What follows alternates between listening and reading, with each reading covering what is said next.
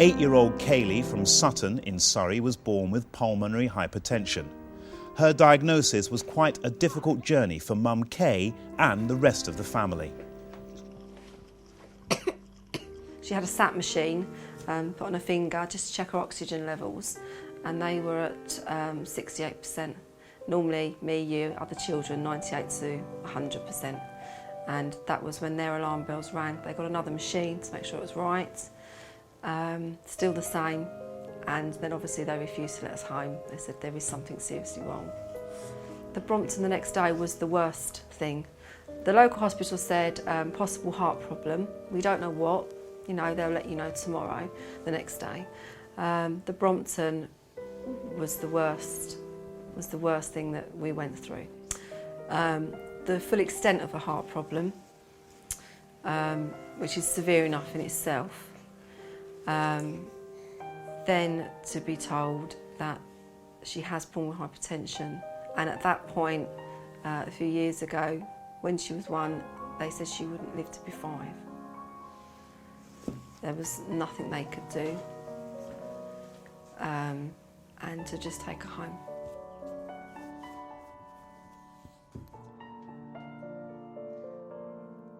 Didn't have a clue what it was. Not a clue. The heart problem we could deal with and they spoke to us about. Pulmonary hypertension we just knew nothing about at all, although the heart problem itself was enough to deal with. Obviously we had to be explained over and over what pulmonary hypertension was, and yeah, it was a shock. When you get home and you're out of the hospital environment and you get time to reflect, I'm pretty much a doer. I just think, no, this isn't right. This can't be so. So it was internet, anything I could find on the internet, finding pulmonary hypertension, ringing them up, talking to people, finding Professor Howarth, who was our be-all and end-all, and she gave us hope at Great Ormond Street. She really did. She really gave us hope. Great Ormond Street Hospital was the place to be, and that was the centre of everything. So yeah, getting referred was a must. Obviously I found the phone number for the PHA, and there was things on the web, not much because it was very early days for them. And I spoke to Steve, who is one of their trustees, and he was very helpful, very encouraging, just there at the end of a phone, which all the trustees are now. They're all very good. But I think if I hadn't have had the PHA, a base to start with, I think maybe I would have struggled a bit longer, although I would have found my way, but the PHA were definitely there with all the information.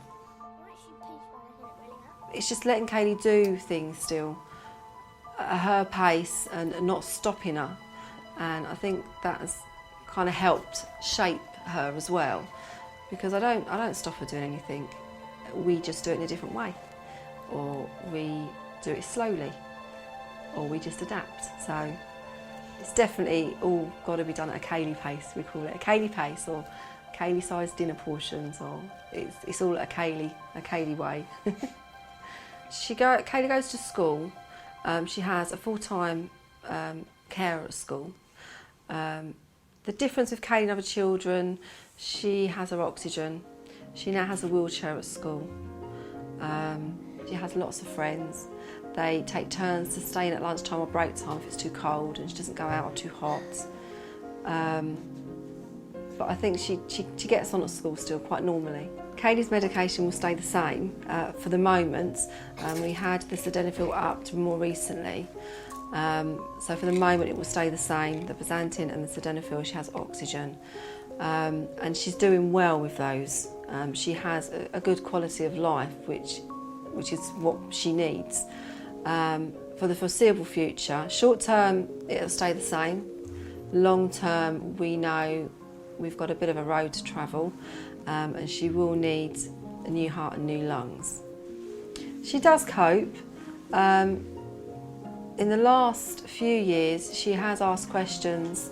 Why me? Why can't I keep up with my friends? Why can't I stay at my friend's house?